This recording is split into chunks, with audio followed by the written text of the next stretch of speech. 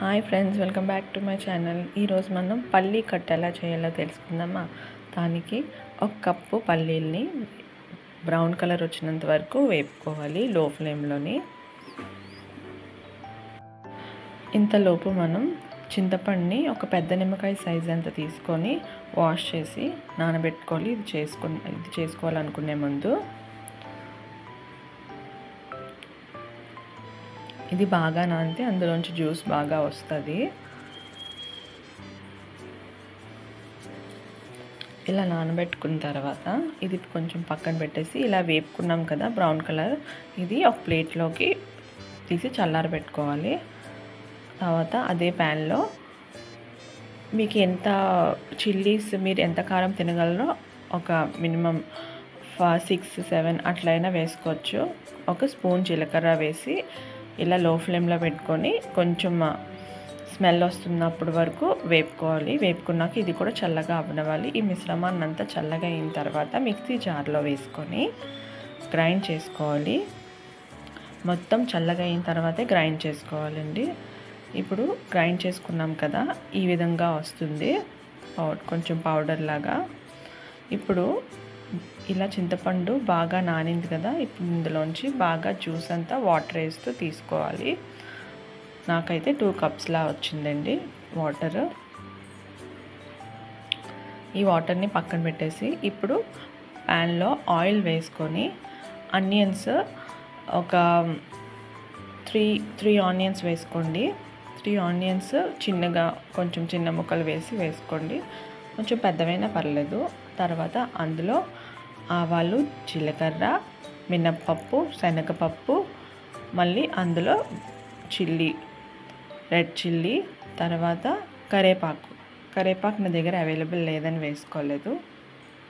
ఇప్పుడు ఇది brown colour వచ్చినంత వరకు ఫ్రై చేసుకున్నాక ఇందులో కొంచెం చిటికెడు పసుపు వేసుకొని, తర్వాత మనం ఏదైతే జ్యూస్ చేసుకున్నాం కదా చింతపండు, దాన్ని ఇందులో వేసి బాగా మరగనివ్వాలి.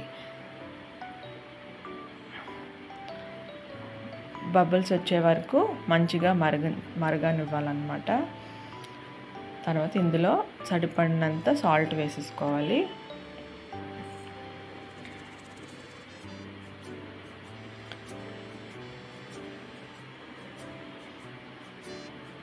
చింతపండు ఎప్పుడు కూడా మంచిగా మరగాలి. ఇప్పుడు మనం మిక్సీ కొట్టుకున్నాం కదా, ఇలా పౌడర్లా వచ్చింది పల్లీలు. ఇందులోని కొంచెం వాటర్ వేసుకొని ఇలాగ మనం బొంబాయి చట్నీ ఎలా చేసుకుంటామో ఆ విధంగానే, ముందు శనగపిండి ఎలా చేస్తామో ఆ విధంగానే ఇది కూడా ఇలాగా వాటర్ వేసి కలుపుకోవాలి. నేను చూపిస్తున్న విధంగా ఉంటే సరిపోతుంది.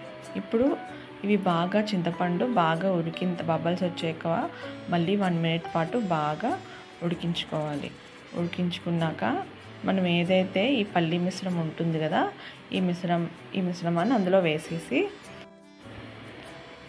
వేసిన తర్వాత ఇది బాగా ఉడికించుకోవాలి. ఇప్పుడు మనం బొంబాయి చట్నీ ఎలాగా దగ్గరుండి బాగా ఉడికించుకుంటామో అలాగా మీరు మీడియం ఫ్లేమ్లో అయినా హై ఫ్లేమ్లో అయినా పెట్టుకొని దీన్ని బాగా ఉడికించి దగ్గర అవ్వాలి. చూపిస్తున్నాను కదా, ఇట్లాగే మీరు బాగా ఉడకనివ్వాలి.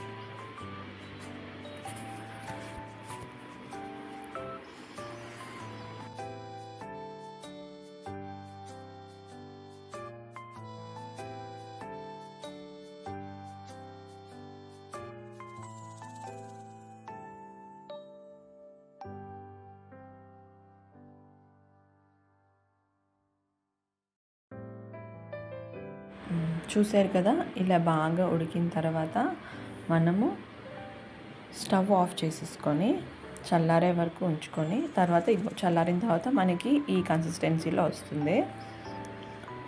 ఇప్పుడు ఇది పల్లీ కట్టు రెడీ అయిపోయింది. మీరు కొంచెం అన్నం వేసుకొని పల్లీ కట్టు వేసుకొని, మీ దగ్గర పాపడ్స్ ఉంటాయి కదా, పాపడ్స్తో కానీ ఏదైనా పొటాటో కర్రీ బాగుంటుంది, చాలా బాగుంటుంది. పొటాటో ఫ్రై చాలా బాగుంటుంది. అదైనా చేసుకొని మీకు ఎప్పుడైనా సరే మీ ఇంట్లో కూరగాయలు లేనప్పుడు కానీ ఎప్పుడైనా సరే ఇది వెంటనే చిటికలో అయిపోయేలాగా చాలా మంచి రెసిపీ. ట్రై చేసి కామెంట్ చేయండి ఎలా ఉందో.